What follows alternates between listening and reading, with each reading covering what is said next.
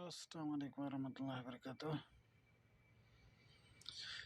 Channel nice की मियाँ nice के तमाम दोस्तों, अब आपके क्या हाल हैं, कैसे हो, खैर खैरियत है, सुकून अमन है। अल्लाह सब दोस्तों को खुश रखे, सलामत रखे। आज मैं थोड़े कमेंट पढ़े एक दो दोस्तों के थे कि बाज़ार का कोई आसान सा रास्ता बताएं। मैंने तो आज और नुस्खा देना था, लेकिन चलो दोस्तों, अब आपकी जो मर्ज़ी हो। मैंने काफ़ी सारे ऐसे नुस्खे दिए जो आसानी तरीके से बंदा बाज़ार जा सकता है, लेकिन फिर दोस्त की फरमाइश है तो बता देते हैं। तो करना कुछ इस तरह, 1 लीटर आप लें सरसों का तेल। सरसों का ये जो बीज होते हैं काले बारीक बारीक, उसका तेल खुद निकलवा लें तो सबसे बेहतर है। हमारे यहाँ तो मिल जाता है, सरसों भी अपनी होती है, हम तो उसका तेल निकलवा लेते हैं, तो वो बेहतरीन होता है। 1 लीटर ये तेल हो तो 1 पाव इसमें गंधक पाउडर करके डाल दे, ठीक है। 1 पाव नौशादर, इसको पकाए स्लो हीट पे। जिस टाइम गंधक हल्का हो जाए तो फिर नौशादर ठिकरी 1 पाव बिल्कुल पाउडर करके वो डाल दे। धीमी धीमी आंच पे पकाएंगे तो ये निहार वाले कटोरी में डालना या पीकर वगैरह में। तो उसके बाद फिर आप इसमें नौशादर डाल दें थोड़ा थोड़ा करके, वो भी हल हो जाए तो फिर 7-8 तोला काफूर डाल दें। उसके बाद इसमें पोटाशियम डाइक्रोमेट 10 तोला तक तकरीबन पाउडर करके वो भी डाल दें। अब इसमें आप शिंगरफ पका लें 12 घंटे, तो बेहतरीन आपका कैमनार होगा चांदी की तरह करके। तो आप इसमें से बाज़ार जा सकते हैं। इसी तरह इसमें अगर आप रस कपूर पकाएंगे तो भी वो आपका, लेकिन रस कपूर जो पकाना है, सूती का कोई कपड़ा लेके उसको पोटली बना के पकाना है, ठीक है। पेंदे में न लगो, पेंदे से ऊपर हो, तो ये आपका बेहतरीन कैमनार हो जाएगा। रस कपूर ये चांदी का, पारे की चांदी जो है उसको मुकम्मल कर देता है, ठीक है। इसके अलावा इस तरह दार चिकना भी आप पका सकते हैं, ठीक है।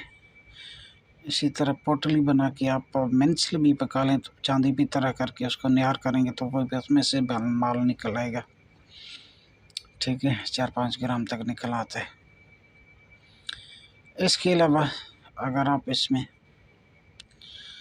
पकाना चाहें जनाब मोहतरम, मरकरी पारा मुसफ़ा डाल के इसको पका लें, ठीक है। बिल्कुल आपका शिंगरफी कलर में, ठीक है, या सुर्ख कलर में। मेरे पास शिंगरफी कलर में बैठता है बेबठौर, पारा बैठ जाता है नीचे, पाउडर हो जाता है। शिंगरफी रंग होता है, तेज़ा भी होता है, तो गोल्ड को पिघला लेता हूँ, उसमें डालता जाता हूँ, तो ये जितना भी पारा कायम होता है तो मुकम्मल उसमें कन्वर्ट हो जाता है। तो बेहतरीन चीज़ है, आसान चीज़ है। तो तमाम दोस्त अब आप करेंगे इंशाल्लाह फ़ायदा उठाएंगे, हमें भी दुआओं में याद रखेंगे। इसमें आप समल फार भी पकाएं तो भी ये बेहतरीन कायम हो जाता है। फिर वो जो है ना, क्या कहते हैं कि गंधक और पारे की कजली बना लें। गंधक, पारा और ये समल फार कायम आपका। कजली बना के पकाएंगे तो ये भी निहार में बैठ जाता है पारा। 1-2 पुटें दे दें उसे भी, ठीक है।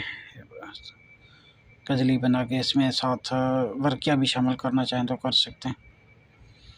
इसका बहुत बेहतरीन रिज़ल्ट है, बहुत अच्छा रिज़ल्ट है। इंशाल्लाह आप बनाएंगे, फ़ायदा उठाएंगे तमाम दोस्तों आप।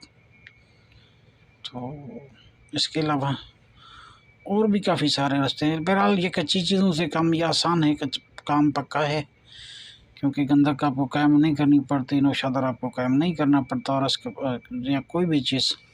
तो इसमें आप गंधक पिघला लें सरसों के आयल में, खालिस हो, अपना निकलवाया हुआ हो, और उसमें साथ ही आप नौशादर डाल दें, काफूर डाल दें, ठीक है। इसके अलावा इसमें आप शामिल कर दें